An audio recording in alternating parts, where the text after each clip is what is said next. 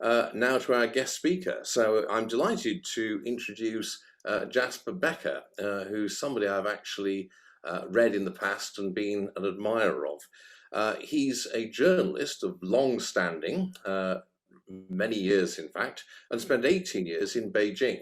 And he's quite the expert on China and in fact East Asia more generally, having written a whole series of books about China, Chinese history, the politics of the region, and of neighboring countries to China, such as North Korea and Mongolia. I'm a great admirer myself of perhaps his best-known book, Hungry Ghosts, which is an account of the great man-made famine that occurred during Mao's Great Leap Forward. I think in terms of the number of deaths it caused, still the largest famine in human history, and I strongly recommend that to you. He also covered the SARS epidemic in China and East Asia, so he experienced lockdown there, so he had a kind of foretaste at that point of what the rest of the world has experienced since then.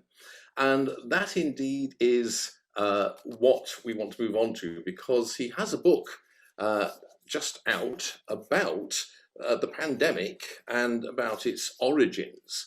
And in this book, he makes some pretty striking claims, I think it's fair to say, about exactly how the pandemic came about and what it is that it grew out of, because he tries to set the pandemic and its origins in a wider context of great power competition as well as technological advancement. So perhaps, Jasper, if we could start off, what is the main sort of theme or thesis of your book, if you were to describe it?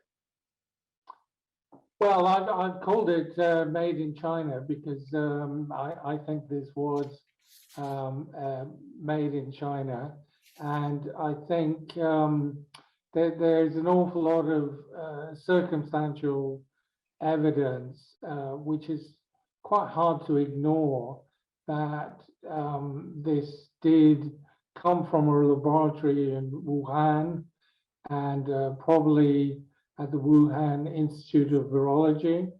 There's quite a record of experiments creating chimeric viruses. And I set the story of the origins of this pandemic in the context of the many pandemics which have emerged from the Chinese area over the last couple of thousand years. So China has a bit of a reputation as being the source of quite a few viruses and bacteria which have swept around the world.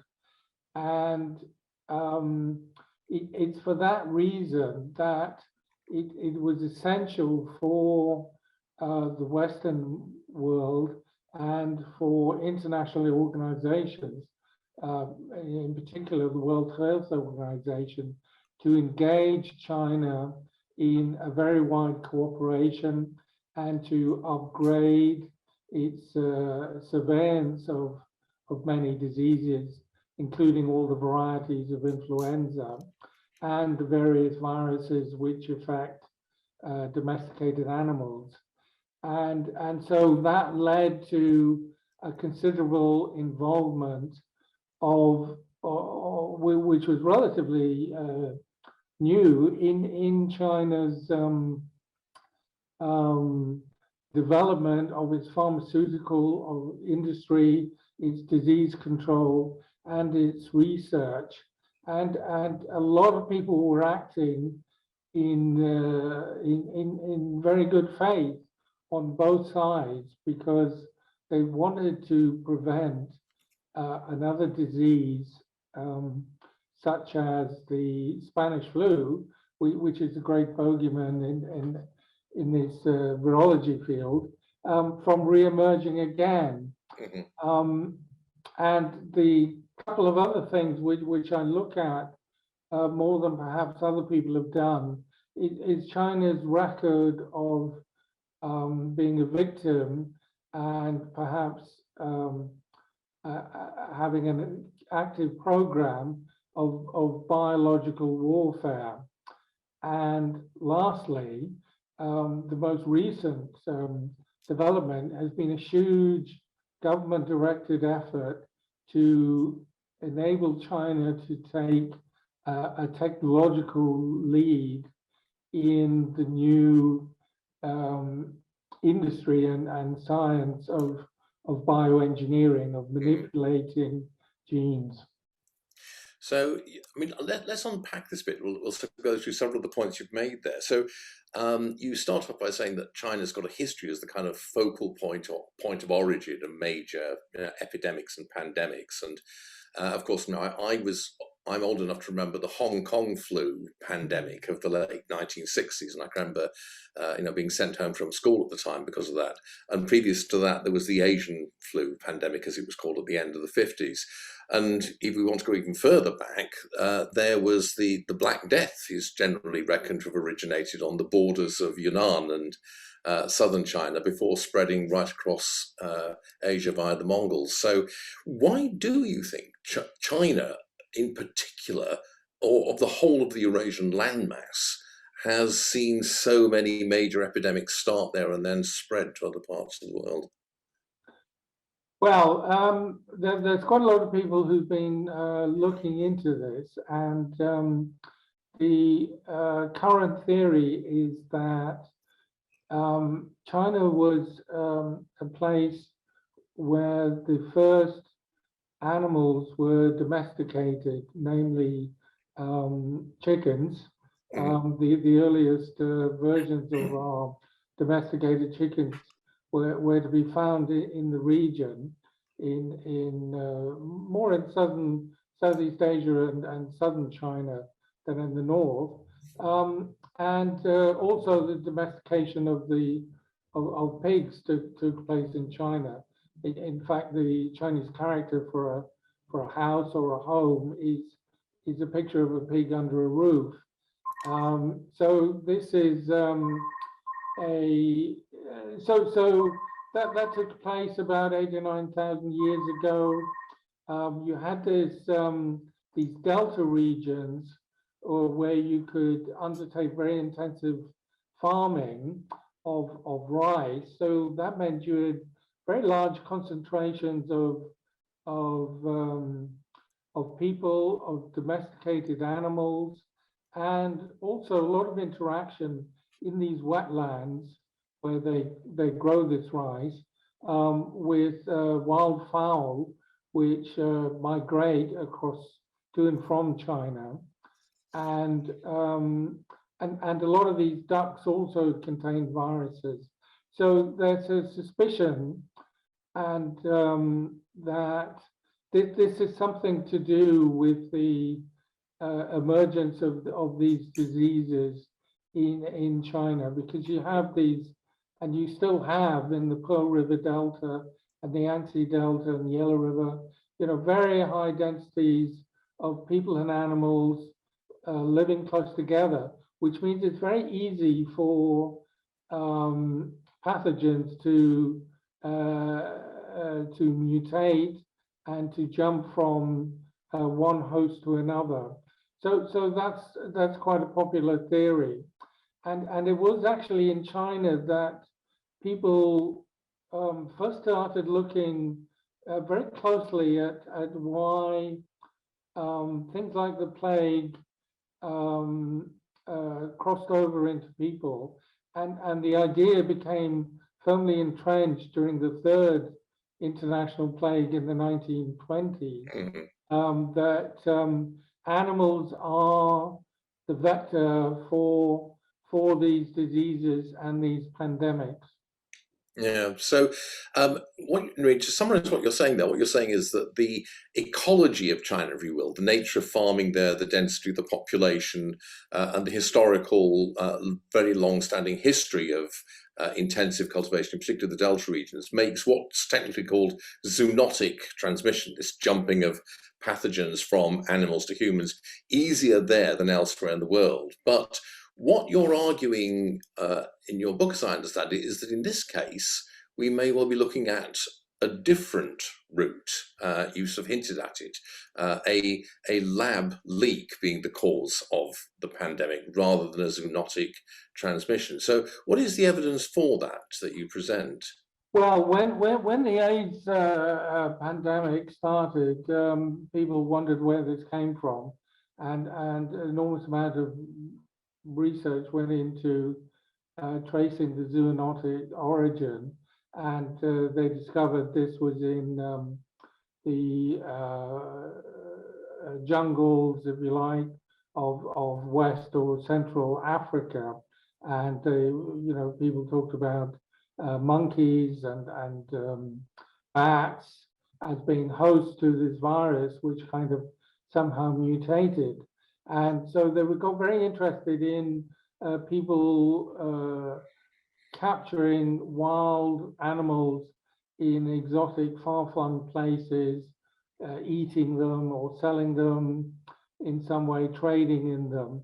So a rival theory developed that there are a lot of dangerous viruses which we can catch from wild animals, often endangered species. And so one of the things in China is that they're very fond of eating exotic creatures, perhaps more than many other people. And as China developed, they developed a kind of large market for trading in these animals. And so the first SARS epidemic, it wasn't really a pandemic, was attributed to these civet cats, which live in palm trees around Southeast Asia and were eaten in one of these wildlife markets. And so the United States government funded a very large, relatively large program to try and find more of these dangerous diseases lurking in the jungles and caves in Africa and in Asia.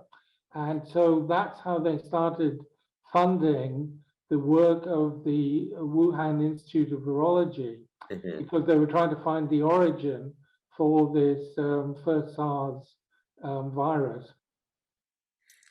And what do you think that led to? I mean, there is, as you know, the argument that, or the thesis that the COVID-19 virus is actually something that's escaped from a laboratory, has gone from being regarded as something ridiculous and not worthy of consideration to maybe something in this, So why has there been this shift, do you think? Why is it that there is now a feeling that maybe there was a lab leak behind this latest pandemic? Well, I look at the evidence for this. So the evidence is that they got this money from the American government, and actually indirectly from the American military, to go out and look for viruses in Yunnan and other parts of China, and to collect these viruses, and they got a lot of help from the French to build a high security laboratory in Wuhan, which is where the first Department of Virology was set up in the 1930s. So they got the Americans to fund some of this research. They got the French to offer this technology, and what the purpose of collecting these viruses and finding new viruses in bats and indeed other creatures, in ticks and all kinds of things, was to actually understand how viruses mutate and jump from one species to another, with the ultimate aim of actually learning how to create vaccines, so that you are kind of ahead of the game if some new kind of AIDS-type virus appeared. So this was actually, regarded by many scientists as a very good idea, because not just the HIV virus, but quite a few others had crossed over from bats or from or through bats via pigs or horses in different parts of the world. And you know, this was a reasonable thing to do, and it was a lot of fun going to these exotic locales and trying to discover, be a virus hunter, which is what people have been doing for, you know, for over 100 years. And so this was quite an established idea, and the Chinese wanted to master this technology, and so they sent people around the world, including Shi Zhengli, the Batwoman, to study how to study this and how to manipulate genes. So at the same time, the Chinese government wanted to establish their own biotechnology industry, their own pharmaceutical industry. And as most people know, there were two ladies who won Nobel Prizes last year for helping to pioneer a very cheap and simple technique in which you could actually add a gene or knock out a gene in, well, any kind of living creature, you know, a cell or a plant or an embryo, or all kinds of things. So this opens Pandora's box of opportunities. The great good things that can emerge from this, and bad things. You can use this for good and bad purposes. So they threw quite a lot of money at this and resources, and tried to go around the world buying up companies, hiring scientists, and building R&D facilities and science parks all over China. And one of the ways they did this was by allowing all kinds of experiments which were kind of frowned upon in America, and especially in the European Union, as being a bit too dangerous. And so what we actually know about what was done in Wuhan is evident by a series of papers that they published in Nature and other eminent magazines, where they described how they were actually kind of creating, deliberately setting out to create chimeric viruses based on the viruses they had collected from bats in Yunnan, and seeing if they could be adapted to make them more virulent and to make them, and to kind of study how you change them. And so there are a number of ways you can do that. You can actually do some kind of bioengineering where you actually take out a gene or add a gene. Adding a gene is what they call gain of function. Yeah. And this was suspended in America for a while. And they, so they were carrying out these pretty dangerous experiments. And you can also, you know, imitate the natural process in a Petri dish. Or you can imitate the natural evolutionary process, try and speed it up by keeping the animals in the laboratory. And so they actually did keep these bats and other animals in this laboratory. And so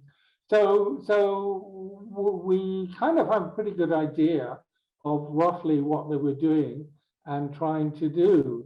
So we also know that these high security labs around the world are not very secure, and there's been quite a lot of criticism of the record of the Chinese labs, which were relatively new.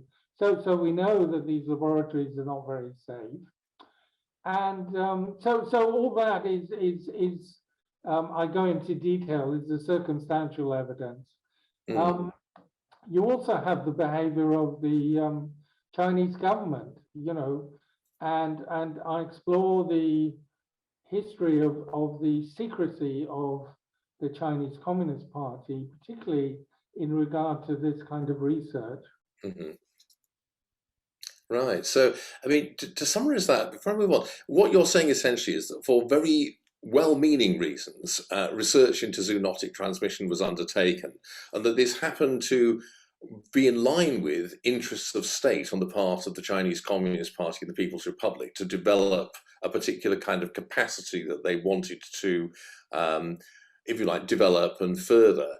And that what appears to have possibly happened, and I emphasize possibly, but you say there's strong circumstantial evidence, is that there's been essentially a monumental cock-up, you might say, but surely in a way a predictable cock-up, because as you say, we've had laboratory leaks in many places all over the world, despite supposedly very strict things. And so, before I return to what you might call the question about China in particular, do you think that actually things like these gain-of-function experiments that you're talking about are things that we simply, as a species, should not be doing? The risk, if you like, the potential downside risk is so severe that no matter what the gain might be, we simply shouldn't do it. Yes, I mean, there's this eminent American scientist who's been a big critic of this gain-of-function research in America and China. He says this gain-of-function research has been of no value whatsoever, and he compares it to looking for a gas leak with a lighted match. I think that has proved to be the case, and I think when you look at the response to the lab theory and the whole pandemic, the scientific world, the virologists and the biologists and the people doing this, backing this potentially very lucrative field, they don't really want to face up to the fact that this could put the kibosh on future research, because they haven't, the science is responsible for this, not some bats. And the attitude was therefore, well, we don't even want to talk about the fact that this could be man-made disaster, because that could be the end of this promising field. And so it's much easier to talk about some zoonotic origin, and it's nobody's fault. So that is, I think the scientists have let us down in this case, because they should really have demanded that the Chinese government, right from the start, released all the laboratory notes, the medical records of the staff, the surveillance camera, the data from the kind of health and safety inspections. If they'd released this right from the word go and allowed people to speak freely, we wouldn't be in the situation of speculating whether what the origin of this virus is. Indeed, which would be a great start. And I mean, I hate to be cynical, but I do suspect that part of the worry was that this would wipe out not just a promising line of research, but an enormous number of research grants of one kind or another.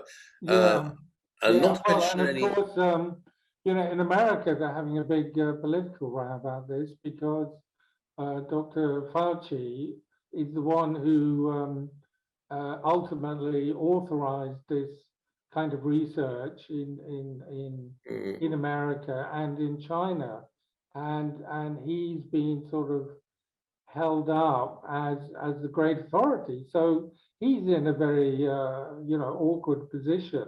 Yes, is very vulnerable to I mean, it would be disastrous for him.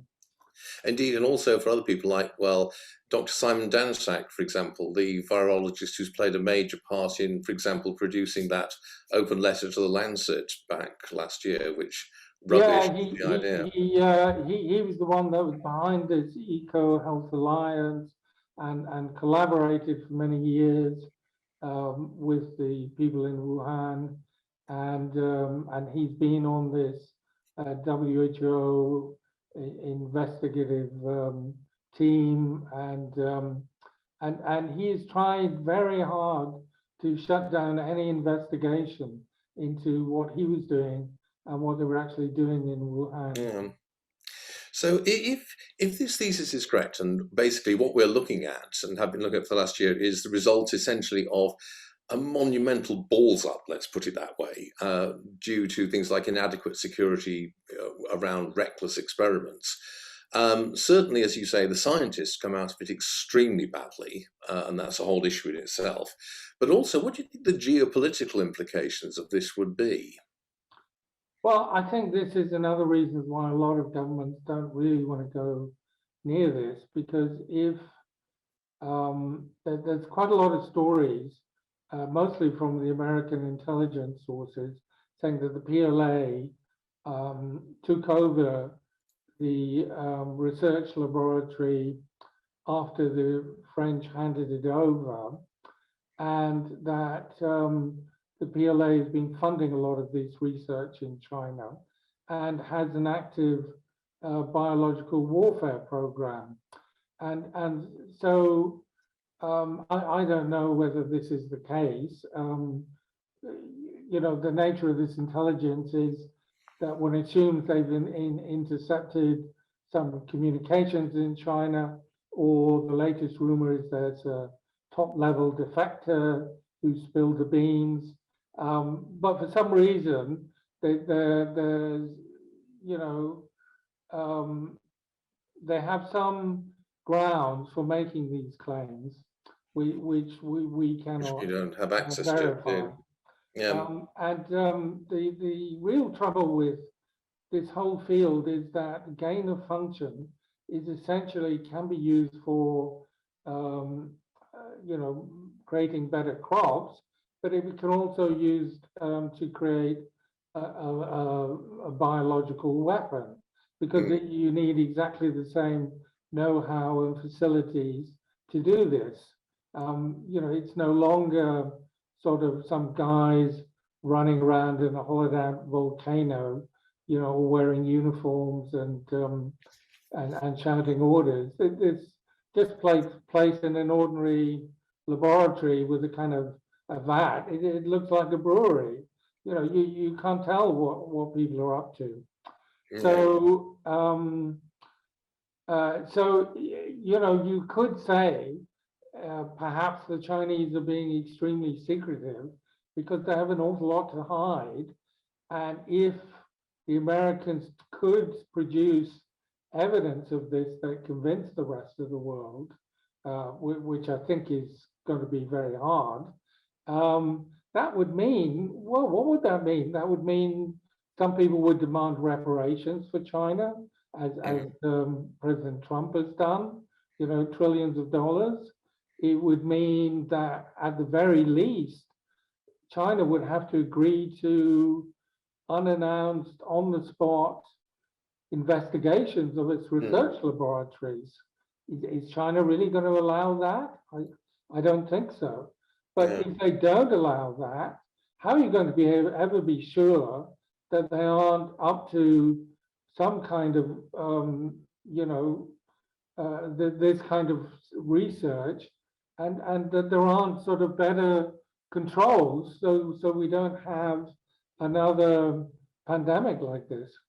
Yeah, I mean, I'd return away to the point I made earlier, which is that given that there is a genuine problem with zoonotic transmission, which we do have to worry about, as AIDS, which you mentioned, demonstrates, and the SARS outbreak earlier, surely what a sensible policy for any government actually is not to, you know, increase the risk by engaging in incredibly dangerous research of this kind, regardless of how interesting the scientists find it or what the potential you know, payoffs might be. Because I'm reminded of Nassim Nicholas Taleb's argument that when you're dealing with a bet where essentially if the bet goes wrong, the downside cost is ruin, a really big tail end risk, you just don't take those kind of bets. Basically, it's just incredibly foolish to do it.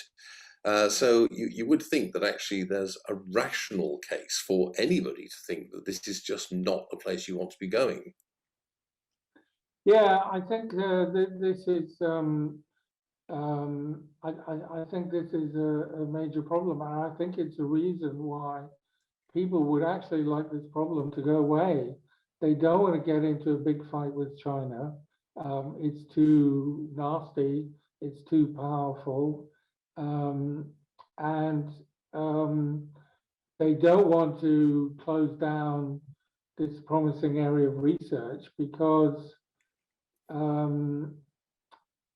you would, because, I mean, the trouble is this technology is a technology which they have used to create these miracle vaccines. Yes, Honest. indeed. So without these advances in this science, you wouldn't have these vaccines. And these vaccines are an incredible scientific breakthrough. Yeah. I'm not sure people really appreciate that if these really do work, there are no side effects.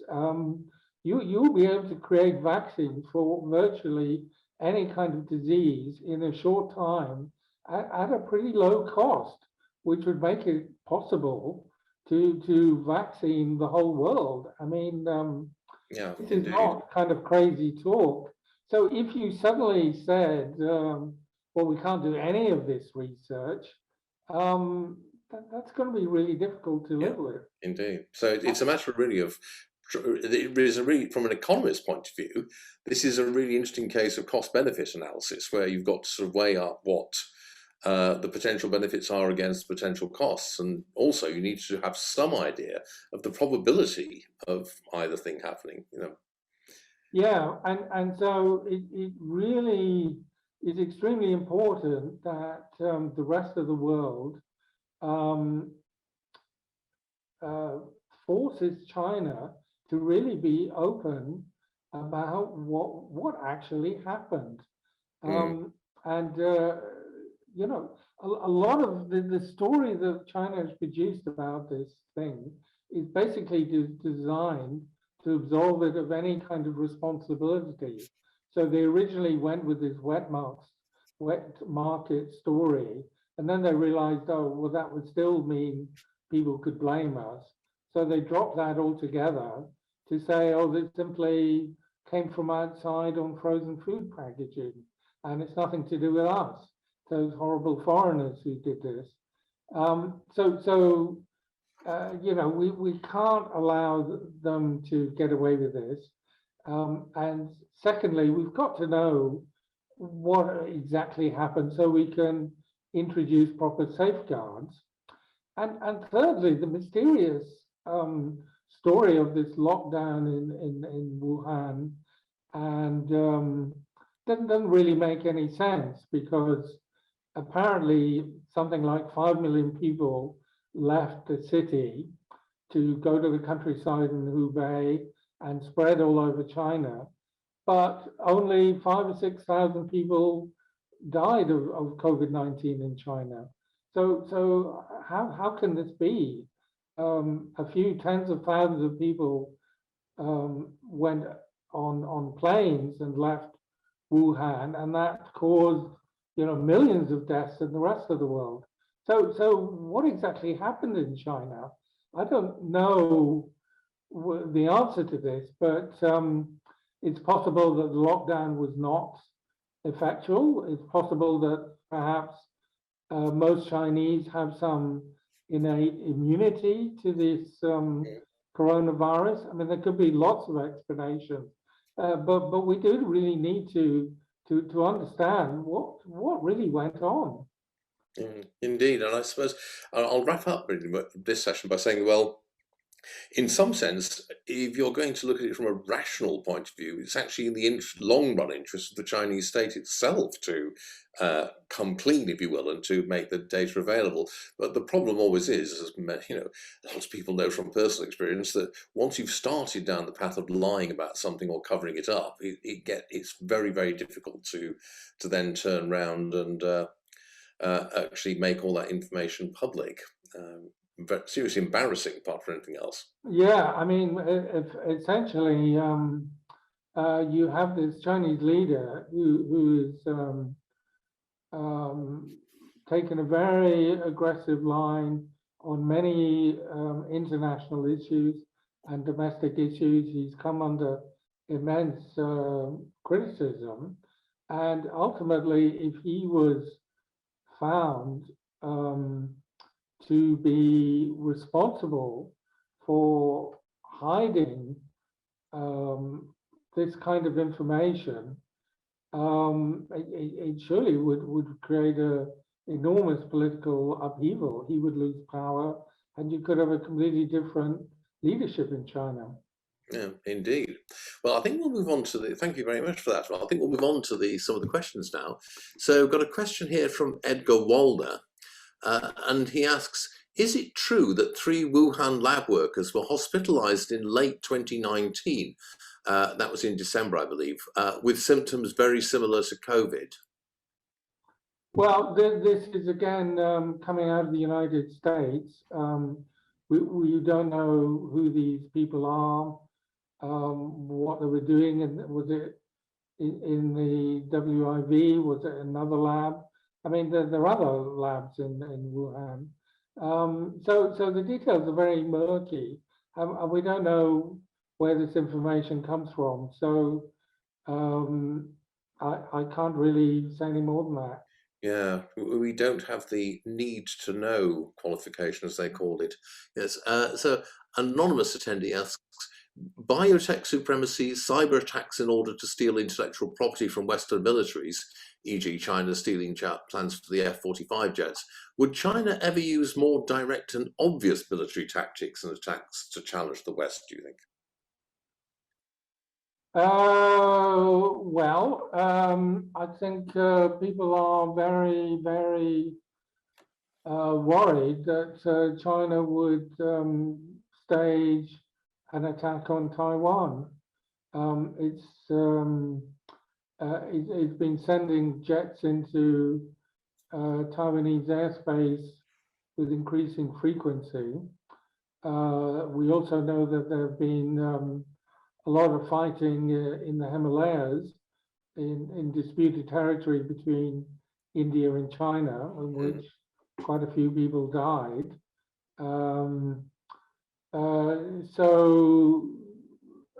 Anything is possible with China. Interesting. I mean, they would have to be very bold to do that, but yes, as you say, it could happen. Given the level of state control, secrecy, and denial by the Chinese state apparatus over COVID-19, do you see this changing in the next 20 years? Do you think China will become more transparent than it is at the moment? Well, it's becoming less and less transparent, and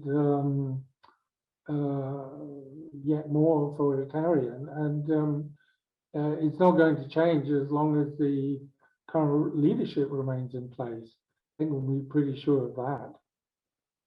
Yeah, so your answer to that really is that, I suppose that if I can elaborate a bit, is that not while the current bunch are in charge, but there could be a change of leadership, but that's unpredictable. We can't say when or if it would happen. Yeah, I don't have any clue, but this is a kind of monumental kind of blunder, really, that would precipitate such a change. Yes, indeed. And following on from that, another attendee asks, considering China's behaviour, do you think Western governments should fundamentally change their foreign policy approach towards the country? Well, I think the tectonic plates are shifting, and you saw that at the G7 summit. You saw it over the banning of Huawei in many countries. There's a fight back against China, and that's basically what you're seeing is a global anti-Chinese alliance forming. And so NATO is concerned about the Chinese threat, and you have this recent naval expedition with warships from a number of countries going into the South China Seas to send a signal to China.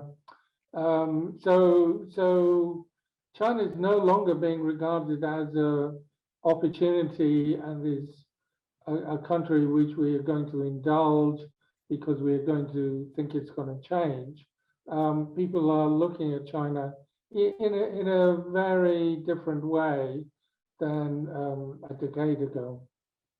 So, I'll ask a question myself now, actually, and abuse my position, because being a historian, which is what I am, this does remind me quite a bit of the situation that we had in the late 19th, early 20th century with the rise of the new power of Imperial Germany, and which initially was greatly admired, but which, well, not by the French, of course, but admired by everybody else. And then gradually from about 1900 onwards, there came to be an increasing feeling that this was a rather reckless, dangerous power.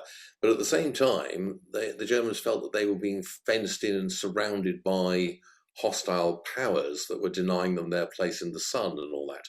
So if there is the formation of a kind of anti-Chinese alliance, as you say, Japan, India, the United States, the EU, probably Russia, the only one that wouldn't join it, then is there not a danger that we will repeat the pattern of events that we had with Imperial Germany? Well, I think this is my personal view is that this is the fault of the Chinese Communist Party and its policies, because I think people have bent over backwards to help China and to reassure it that they regard its growing economic strength and its prosperity of its people as a good thing for everyone. And the more we trade and the more business we do with China, the better for everyone.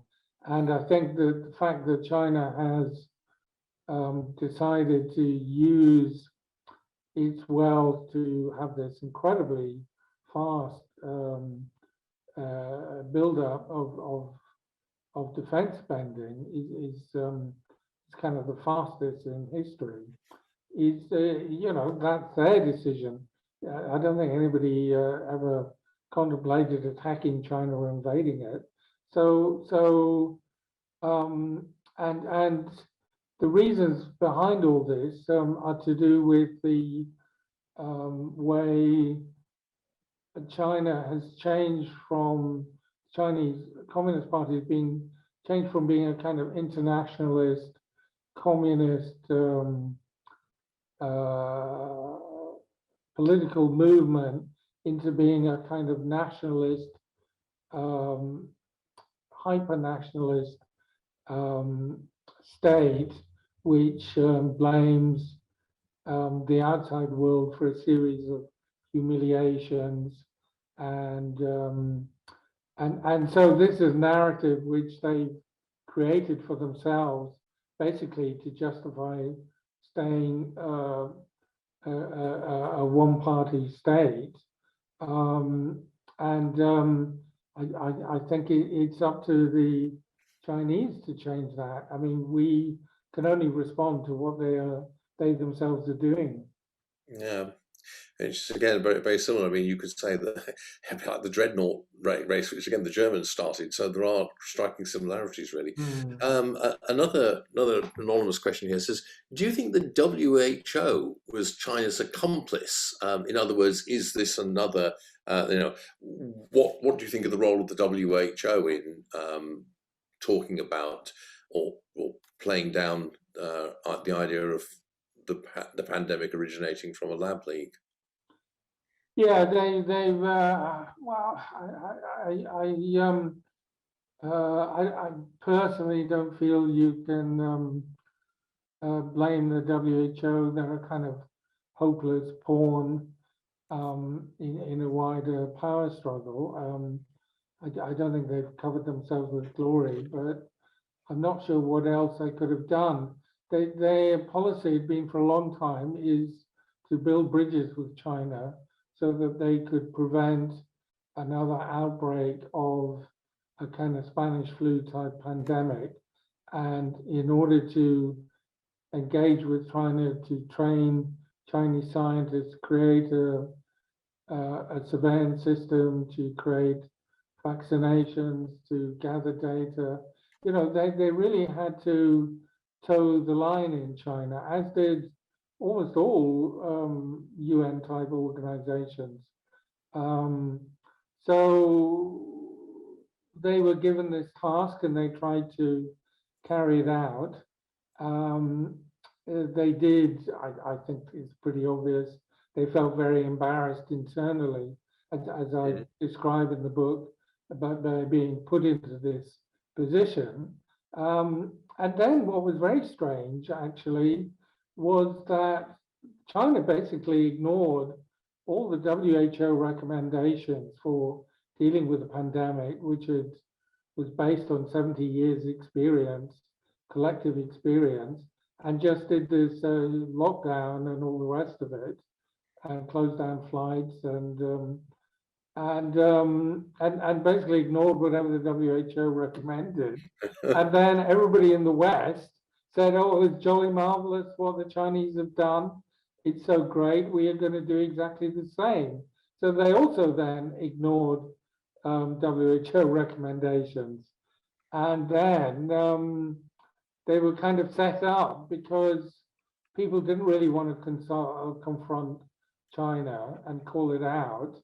So they gave China, the WHO, this sort of ridiculous task of trying to investigate it without giving it any real investigative powers, which is sort of a detective would need to interrogate people and, you know, examine internal documents. So, you know, President Trump just thought the whole WHO was pretty useless. And if you look back over its record of the last 30 years, it's come in for an awful lot of criticism for handling other health crises. But I think governments feel, well, what would you do if you abolished the WHO? How would we deal with this global crises? What would you put in its place that would work better? Yeah. So I don't have an answer to that. Yeah. No, nor do I. No. A slight departure from the Alex Lee from the IEA says, "Forgive me for not sticking to the theme of the book, being COVID, but with you being an expert on politics in Asia, what are your thoughts about China's role in Africa? How much is China's economic activity in Africa primarily for profit, or is it part of a geopolitical strategy? Which would you say is the main element there?" Well, it's kind of funny because there was a huge effort in the Mao era for China to run around building railways and roads and sponsoring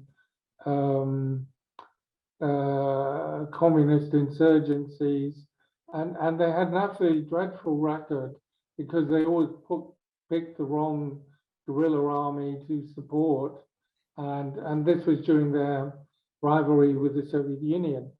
What we've got now is something a little bit similar, but also kind of different, because China really this time around does have a lot of useful technology to offer Africans, a lot of credit, a lot of trading opportunities, and it has this tremendous record of doing infrastructure projects at record speed, at 3 times the speed anybody else does them, and that is very, very tempting. And so that extends the power of the Chinese Communist Party, gives opportunities for the military to establish military bases. It allows people to emigrate. It allows China to secure natural resources like coal or oil or gas or minerals or timber and so on, and allows people to emigrate and form colonies. So, well, colonies, They're now Chinese all over Africa.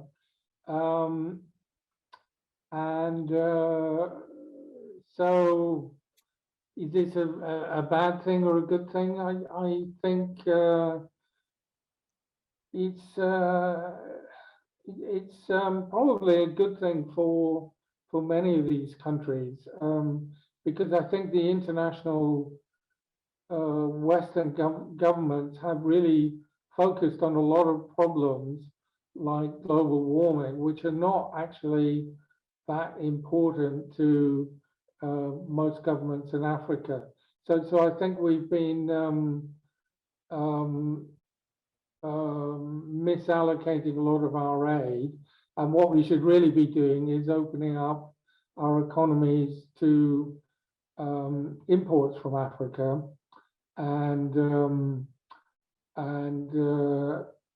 making some of this credit less conditional on other goals, and I think this is a problem for the EU, which has been particularly difficult, because it does want to restrict a lot of imports of agricultural and primary goods from Africa to protect its own market. Yeah, I couldn't agree more. That's a fixation on first world problems, you might say, basically. Yeah. Not very helpful for Africans. I think I'll conclude this one and question you, if you could give one piece of advice to journalists based in Hong Kong and Taiwan, what would it be? And so I only ask because before this event, I came across your article written in 2003 entitled "Why I Was Fired in Hong Kong" for the Washington Post. Yeah, that was a difficult thing. I think it's really difficult because a lot of people, like my former employer, they tried to accommodate with the Chinese, to live with them, to work with them, but in the end of the day, it's proved impossible, and it's very sad to see, the senior staff and the founder of Apple being put in prison. I think it's even more shocking the way Western intelligentsia has decided we're not going to make a fuss about this. You can have a lot of people on the streets demonstrating about Black Lives Matters or about the fate of people in Gaza, but nobody is lifting a finger to do anything for the free press in Hong Kong or indeed in mainland China. And it just doesn't inspire the same indignation here or in America as these other issues. And I think that's very troubling, because it's far more important to the security of the globe that that China has some space somewhere in the Chinese world where people are allowed to speak out and write and think freely. And that was always the role that Hong Kong had. You could be on Chinese territories and you were allowed to stay and do what you want, which for a long time wasn't the case in Taiwan or in mainland China.